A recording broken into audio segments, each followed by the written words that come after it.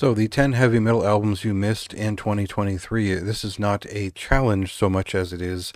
Here's a bunch of things I wanted to talk about.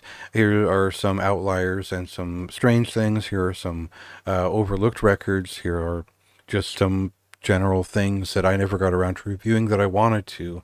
And mostly curated for quality, but some of them are just conversational things. And I think the first one kind of is Diabolic Nights Beneath the Crimson Prophecy is not exactly what I would say is a heavy metal record, but it doesn't fit anywhere else. This doesn't fit in the thrash category. It doesn't fit in the black metal category, but it also doesn't fully fit into black thrash metal until you sit down with it. It is more of a speed metal record, as you would expect, but this band could be lumped in closer to the earlier Malakarpatan or Witching Hour, where these speed metal influenced bands deal with some early second wave black metal influence as well as first wave black metal influence. And I think on this record we hear a little bit of Greek black metal, a little bit of Bathory, there's German speed metal in there too. So it does end up reading like just a dark heavy metal record, and so this was kind of the perfect place to put this. And I really appreciated this record. I think I had to buy it myself. It wasn't sent to me for review, and I was kind of bummed because I wanted to talk about it. And I'm a big fan of their past record, their previous record. So this was a good follow up to that. You know, it's not. I wouldn't say this is anything groundbreaking at this point, but it's a great example of it. I'm glad to see the band is progressing.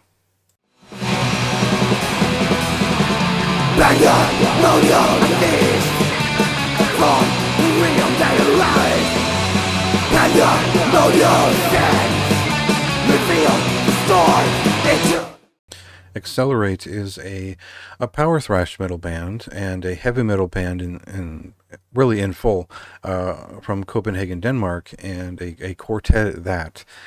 So I put this on this list because it fits best here. If I put it in a thrash metal list, I don't think it'll appeal to the hardcore thrash metal heads these days, because they're off on their power trip kind of nonsense. And this is more a traditional heavy metal record in spirit. It does have the sort of Bay Area power thrash feeling to it. Not that it sounds like Heathen so much as earlier Flotsam and Jetsam. Sort of the mid 80s Fates Warning style of power metal is in there too, but also there's more modern influences outside of the 80s as well. But they have riffs, and this record sounds great. And it's a little bit dark too. I think Spawn of Satan is a pretty good way to sort of ingratiate yourself into this record overall. It's kind of a long and involved piece, and I found myself really impressed with this record once I gave it a chance. What have I done? What push of a button has sent us to kingdom come? There's no escape. Become a slave. Yeah, I've always appreciated heavy metal as a thing where anyone can kind of do it if they have the persistence and the know-how to sort of figure it out. And that's kind of what it feels like here with Among Ancient Pillars from Mason Chain. This is a solo heavy metal band from David Nilsson of the death metal band Feral. And this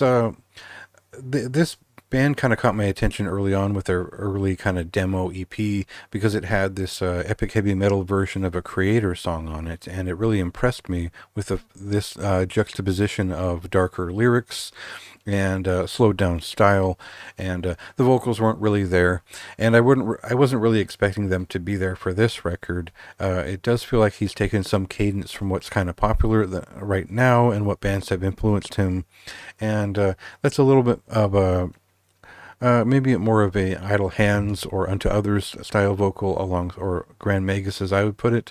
Others have pointed out that bands like Eternal Champion and Visigoth are resembled here as well. None of that really matters to me. The songwriting is very involved, and it's very dense with everything that it does, and I think that it loses its chance to be tuneful for the sake of making something that is intricate and interesting in its texture. And I think there's so much texture applied to it that it sort of sounds like kind of a Guitar Pro project more than it does like a full band playing. And I think that's kind of the hurdle here is that it doesn't, the fidelity sort of eats away at some of the mystery and the reality of heavy metal as like a physical act and all that. So good record, and I think he's there in most ways, but there's certainly areas to improve.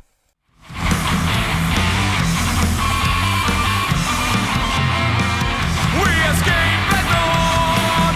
I will cut off the path once more through the steamy blood. So Morx is a heavy metal slash hard rock band from Norwegian musician Remy Nygaard, who is best known for Inculter. And Inculter, you'll remember, is kind of one of my favorite modern thrash metal bands out of Norway. Sort of a darker, heavier band that you'll see me praising their latest full length quite a bit in no time at all. So this is sort of an offshoot that got picked up by High Roller Records.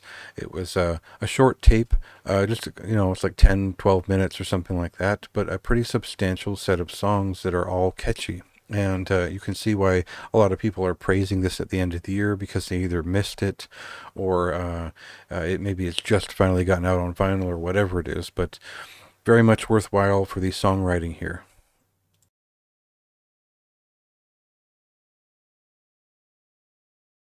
Ningen Isu is a Japanese heavy rock slash progressive rock slash heavy metal and many more things trio who've been around since 1987. And they're probably going to appeal most to fans of traditional heavy metal, as well as groups like Budgie, as well as psychedelic doom metal fans and that kind of thing. They're a little bit all over the place. They have a huge personality. Each member has their own big personality, and this is their 23rd full-length album. So they're prolific as hell. They're great at what they do. Watch every music video they've ever put out. It's just a really entertaining band, and they don't really get mentioned often enough outside of, like this is a meme, or, they're over top. The personality is entertaining to people, but the music is actually quite good, and I would recommend this record because the lyrics are actually very meaningful. If you can get your hands on them and spend some time with this band, they have their own sense of humor, of course, but they're also contemplative and thoughtful in everything they do.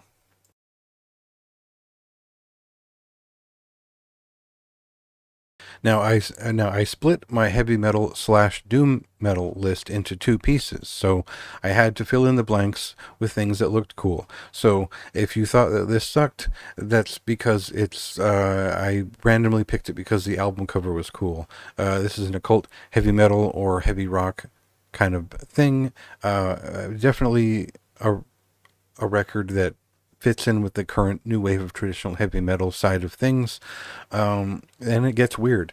This is from the guy behind Temple Hex, and if you know that band, they're their own kind of weird, but in a heavy rock stoner kind of way. And this is something like a mid-paced heavy metal band, which is it's really not there in terms of songwriting or performance yet, but it's still entertaining in what it does, and there is some cleverness to the way they put things together. I think that it just needs it's just not really my style overall.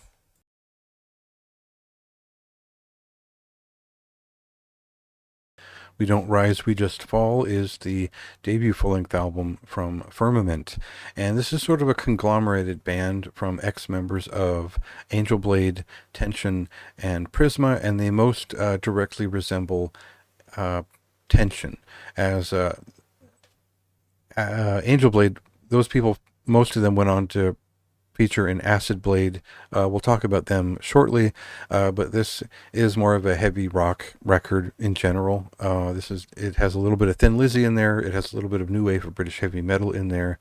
And if you're a fan of Witch Hazel and Night, the Swedish band Night, you'll understand that ratio is well respected. And they don't really write very catchy songs. They just write pieces that feel good. And I think a lot of bands are doing that these days, where they're not really they're focusing on the feeling of late 70s and early 80s heavy rock, and they're not really writing the types of songs that were back then. If you're I'm kind of a student of that shit, so it's kind of like, I don't know, the songs aren't there, but it definitely sounds like stuff that I know. So, uh, interesting record. I like the themes of it, but I just wish they maybe listen to some Scorpions records or something.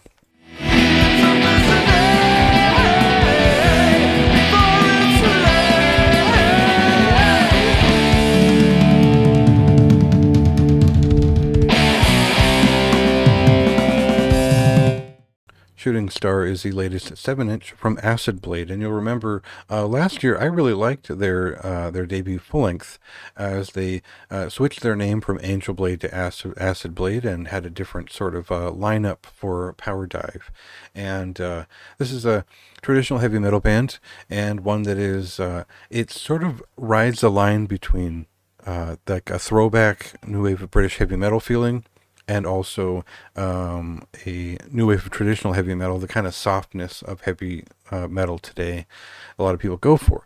I didn't mind that balance. I thought they were a little bit more aggressive on Power Dive. This is more of a new wave of British heavy metal throwback feeling, and I like that just as well. This felt like a single from like 1982 or so, so pretty strong showing overall from a band I continue to be a fan of.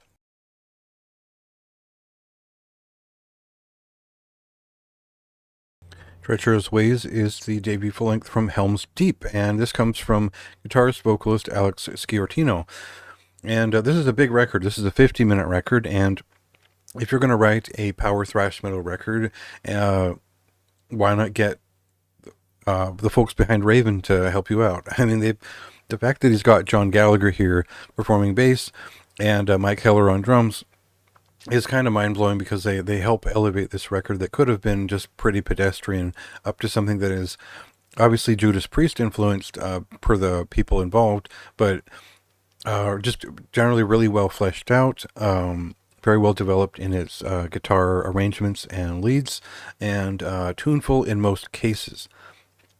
Of course, it's too long. 50 minutes is too much for this, and he could have cut it off at about 35, and maybe even split this into two records if he wanted to, because there's that much substance there, and a lot of it is fairly repetitive. Now, if you compare this directly with Raven's most recent LP, well, that record is very loud in the way that they produced it, but you get a sense that you can get a sense of that those performances are what they bring to this record, and it adds quite a lot of energy to it. But that doesn't mean that Sciortino isn't a talent here. And when someone's mentioning a band like Liege Lord, or in my case, I mentioned Realm here, that's a good thing. And if you're a fan of late 80s power thrash metal, this is a great pickup for that. I just wish that it had cut it down a little bit, and not so much repetition in pulling out similar songs over and over.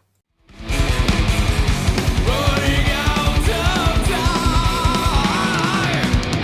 Every battle that's been fighting has its lost lives.